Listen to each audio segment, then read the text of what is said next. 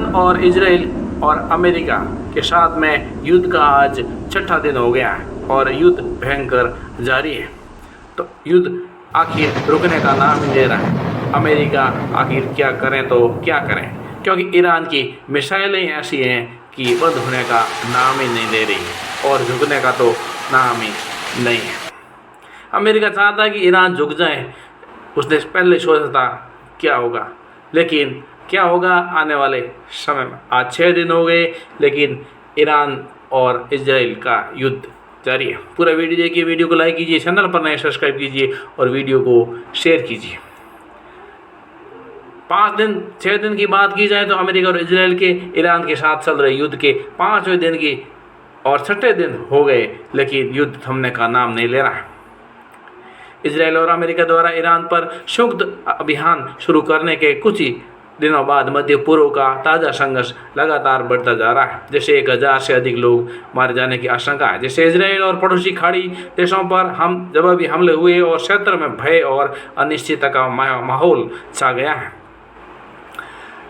America रक्षा सचिव जो पीट हेग्सेथ ने कहा कि अमेरिकी पनडुब्बी में श्रीलंका से तट से दूर अंतर्राष्ट्रीय जल क्षेत्र में एक ईरानी युद्धपोत को डुबो दिया। श्रीलंका की सेना ने कहा कि उसने कई सौ बरामद की, लेकिन मृतकों की संख्या अभी स्पष्ट नहीं है।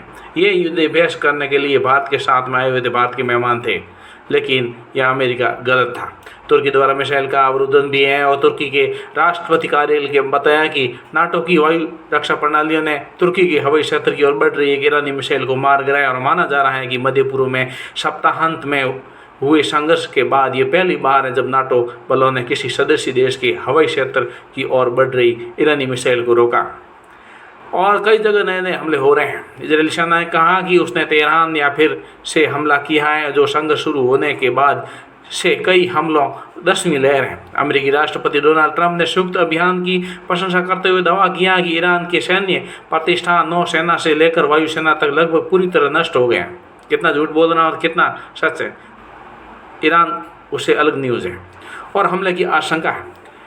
हेग्सेथ ने कहा कि अमेरिकी अभियान अभी शुरुआती दौर में है और जैसा कि ट्रंप ने बोला था कि 4-5 हफ्तों तक युद्ध खींच सकता है और इस युद्ध से बाजारों में उथल पुथल मची हुई है। बुधवार को एशियाई शेयर बाजार में भारी गिरावट आई और एक दिन में 600-800 करोड़ का नुकसान हुआ। सियोल में रिकॉर्ड तोड़ बिकवाली देखी गई और निवेशक मध्य पूर्व से आयात पर अत्यधिक निर्भर है। इस क्षेत्र में तेल की बढ़ती कीमतों को लेकर चिंतित थे।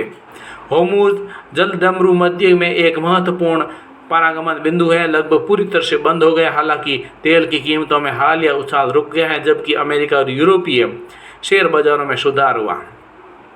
अमेरिका में रिपब्लिक पार्टी ने बुधवार को उस प्रस्ताव को खारिज कर दिया जिसका उद्देश्य राष्ट्रपति डोनाल्ड ट्रंप के लिए तेहरान के खिलाफ भविष्य में होने वाली अमेरिकी सैन्य कार्रवाई के लिए कांग्रेस की मंजूरी लेना अनिवार्य था।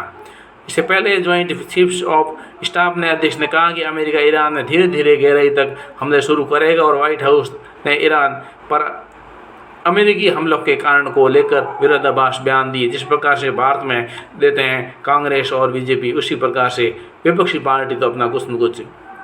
आखिर ईरान में क्या हो रहा है? ईरान में बहुत उथल पुथल है और ईरान में मिसाइलें गरज रही हैं और ईरान खुद मिसाइल दूसरे देशों में गरजा रहे हैं। ईरान के नए हमले में तेहरान निवासी एक बार फिर इजरायली हमलों के बाद से हालातों से रूबरू हुए। एक निवासी ने कहा कि कल तक काफ़ी जोरदार हमले हुए, रात बहुत ख़राब थी और इजरायली सेना ने कहा कि उसके एक जेट ने एक ईरानी जेट को मार गिराया, जैसे उसने किसी पायलट वाले विमान को हवा में मार गिराने की पहली घटना बताया।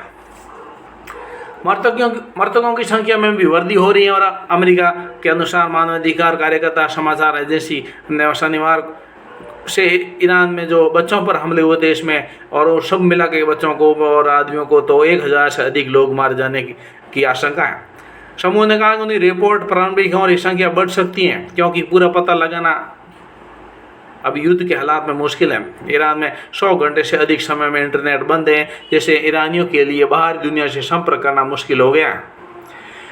बिना अब स्कूल हड़ताल व्हाइट हाउस ने बुधवार को इस संभावना से इनकार किया था कि दक्षिणी ईरान में एक लड़कियों के प्राथमिक विद्यालय पर हमला अमेरिकी सैन्य कर्मी द्वारा किया गया, लेकिन कहा कि घटना की जांच की जा रही है और इस घटना पर जोर दिया गया और अमेरिकी नागरिकों को निशाना नहीं बनाता है। लेकिन बहुत सारी जगह अमेरिकी जो आर्मी है उन्होंने निशाना बनाया। अभी आज ही के दिन जो ईरान ने ऐसी एक मिसाइल छोड़ी जिसमें आगे उस मिसाइल के बाद में 100 से 80 मिसाइलें निकल जाती हैं और ऐसी इजराइल पर छोड़ी।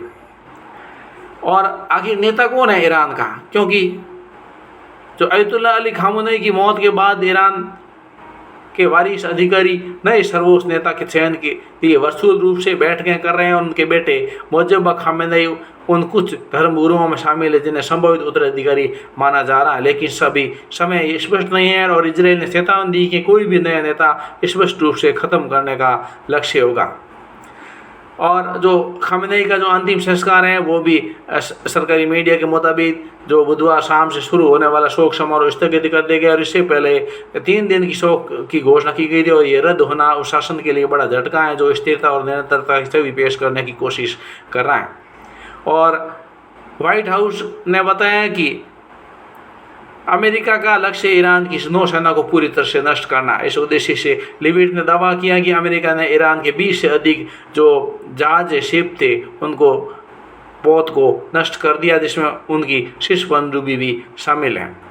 और खुर्दों को हथियार देना की बात की जाए तो CNN की योजना में परिचित कई लोगों ने बताया कि CIA ईरान में जन विरोधी भड़काने के उद्देश्य से कुर्द बलों को हथियार देने का काम करें और ईरानी कुर्द सशस्त्र समूह में हजारों सैनिकों और इराक ईरान सीमा पर तैनात हैं और कुछ ने तत्काल कार्रवाई का संकेत भी दिया। हालांकि कई जो हैं वो इराकी और इराकी कुर्द नेताओं ने स्पष्ट रूप से कहा कि वे इससे कोई संबंध नहीं रखते हैं। और इस क्षेत्र में इसके बाहर की बात की जाए तो लेबनान पर जो इजराइल लेबनान पर भी हमले कर रहे हैं। ईरान समर्थित आतंकवादी समूह हिजबुल्लाह को निशाना बना रहा है और दर्जनों गांवों के लिए निकासी की आदेश जारी करा है। लेबनान के सार्वजनिक स्वास्थ्य मंत्रालय ने बुधवार को बताया कि सोमवार को इजरायली सेना द्वारा शुरू किए गए हमलों के बाद से लेबनान को कम से कम 76 लोग मारे गए और 487 से अधिक घायल हो गए। ईरान का पलटवार करते हुए फारस की खाड़ी में स्थित अरब देश में तेहरान की भीषण जवाबी कार्रवाई का खामियाजा भुगत रहे कुवैत, संयुक्त अरब अमीरात, सऊदी अरब जैसे देशों में हाल ही के दिनों में सैकड़ों मिसाइलों ने ड्रोन को रोका, जिससे ये सवाल उठता है कि उनकी हवाई सुरक्षा कब तक सुरक्षा मुकाबला कर पाएगी और ईरान के कम से कम होते शस्त्रागार में कितने और हथियार बचे। अमेरिकी सेना के शीर्ष जनरल डैन केन ने बुधवार को कहा कि युद्ध के पहले दिन से ही ईरान के मिसाइल प्रक्षेपणों और ड्रोन हमलों की संख्या में क्रमशः 86% और 73% की कमी आई है। अब दूसरी विपक्षी सेना तो ऐसा ही कुछ कहेगी, लेकिन अभी आज की ताज़ा ये है कि आज नई मिसाइल जिसका जो ईरान है उसका वो मार रही हैं और वो आगे जाकर के उसमें से कई मिसाइलें 100 हैं, 80 हैं, इतनी मिसाइलें निकल के, और ये मिसाइल ऐसी हैं कि इसको कुछ दूसरा जो इसको मिसाइल को रोकने वाला ऐसा कुछ सिस्टम ही नहीं है कोई इसको रोकने वाला। तो ये मिसाइल बड़ी ख़तरनाक है और अभी धीरे धीरे ईरान खतरनाक ऐसी मिसाइल अब जमा की हुई नई टेक्नोलॉजी की वो धीरे धीरे निकाल रहा है। अमेरिकी सैनिकों को जो ठिकाने हैं उनको निशाना बनाया गया और ईरान के हमलों के बाद अमेरिका ने सऊदी अरब, कुवैत और लेबनान में अपने दूतावास बंद कर दिए हैं और सऊदी अरब में स्थित CIA स्टेशन और कतर में स्थित अमेरिकी सैन्य अड्डे जो मध्य पूर्व का सबसे बड़ा अड्डा है पर भी हमले हुए। मध्य पूर्व के कई देशों में तैनात गैर आपातकालीन अमेरिकी सरकारी कर्मचारियों को देश छोड़ने का आदेश दिया गया है। पता चला है कि अरब प्रायद्वीप में स्थित अमेरिकी सैन्य ठिकानों और सुविधाओं पर ईरान के हमले में संचार, रेडार और खुफिया उपकरणों को निशाना बना गया और उनके उपकरण है, रेडार है, काम करना बंद कर दिया गया है और उन्हें नुकसान पहुंचाया गया। ऐसा प्रतीत होता है कि ईरान का मकसद बाहरी दुनिया से इन ठिकानों को संपर्क तोड़ना। विदेशी शक्तियों की बात की जाए तो विदेश मंत्रालय ने बताया कि चीन के विदेश मंत्री ने अपने इजरायली समकक्ष से फोन पर बातचीत में अमेरिका और इजरायल की कार्रवाई को तत्काल समाप्त करने का आह्वान किया। अमेरिकी कार्रवाई के कारण चीन ने इस वर्ष अपने 2 अंतर्राष्ट्रीय सहयोगियों को खो दिया। वहीं फ्रांस ने संयुक्त अरब अमीरात में अपने सैन्य ठिकानों की सुरक्षा के लिए राफेल लड़ाकू विमान तैनात किए। और उधर रिपब्लिकन पार्टी जो अमेरिका में है वहाँ उस प्रस्ताव को खारिज कर दिया जिसमें ईरान के खिलाफ भविष्य में अमेरिकी सैन्य कार्रवाई के लिए ट्रंप को कांग्रेस की मंजूरी लेना अनिवार्य करने की बात कही गई थी। सीनेट ने 47 के मुकाबले 53 मतों से इस प्रस्ताव को खारिज कर दिया। अगर ये प्रस्ताव पारित हो जाता तो इसे पारित होने में काफ़ी मुश्किलों का सामना करना पड़ता, क्योंकि प्रतिनिधि सभा में जाने से पहले इसे सीनेट में संशोधन की पूरी प्रक्रिया से गुजरना पड़ता है। फिर राष्ट्रपति के संभावित वीटो का सामना करना पड़ता, जिसे पलटने के लिए 2/3 मतों की आवश्यकता होती है। तेल और व्यापार की बात की जाए तो उथल पुथल है और तेल और प्राकृतिक गैस की कीमतें आसमान छू रही हैं, और जबकि शेयर बाजार धराशायी हो रहे हैं। मध्य पूर्व तेल और प्राकृतिक गैस दोनों का एक महत्वपूर्ण उत्पादक है, लेकिन हॉर्मुज़ जलडमरू मध्य के प्रभावी रूप से बंद होने के कारण अब इसके ऊर्जा के निर्यात कर बाकी दुनिया से संपर्क काफ़ी हद तक टूट चुका है। अमेरिका और इजराइल ने आखिर ईरान पर हमला क्यों किया? अमेरिका और इजराइल के दावे ये हैं कि दोनों देशों के अधिकारियों को हाल ही में दिनों में अपने हमले के कारणों को लेकर अलग अलग बयान जारी कर रहे हैं, जिसमें ईरान को परमाणु हथियार विकसित करने से रोकना और ईरान द्वारा संभावित पूर्णव्यापी हमलों का जवाब देना शामिल है। तथ्य और जांच की बात की जाए तो संयुक्त राष्ट्र की परमाणु निगरान संस्था ने इन दावों का खंडन करते हुए CNN को बताया कि ईरान परमाणु हथियार बनाने में कुछ दिन या कुछ सप्ताह दूर नहीं। स्वयं ट्रंप ने बार बार कहा था कि पिछले साल गर्मियों में ईरान पर अमेरिकी हमलों से तेहरान का परमाणु कार्यक्रम पूरी तरह से नष्ट हो गया था। फिर अमेरिका खुफिया जानकारी से पता चलता है कि अगर ईरान अंतर महाद्वीपीय बैलिस्टिक मिसाइल वितरित करने का विकल्प चुनता है तो उसे 2035 तक का समय लगेगा। लेकिन ये जो मिसाइल हैं बैलिस्टिक मिसाइल, ये तो चल रही हैं दमादम। ट्रंप को इतना अच्छा आभास था, ऐसा स्पष्टीकरण दबाव डाले जाने का व्हाइट हाउस ने ट्रंप को अच्छा आभास था कि ईरान क्षेत्र में अमेरिकी संपत्तियों पर हमला करने वाला और चुपचाप बैठकर देखना अस्वीकार्य होता है। लेकिन युद्ध जारी है और ट्रंप को इतना पहले आभास नहीं था कि ईरान इतना शक्तिशाली है, और आखिर ईरान इतना शक्तिशाली है इसका खामियाजा इजराइल और अमेरिका दोनों को ही भुगतना पड़ेगा, क्योंकि उनकी मिसाइलें इतनी तगड़ी हैं कि सब पीछे खींच रहे हैं।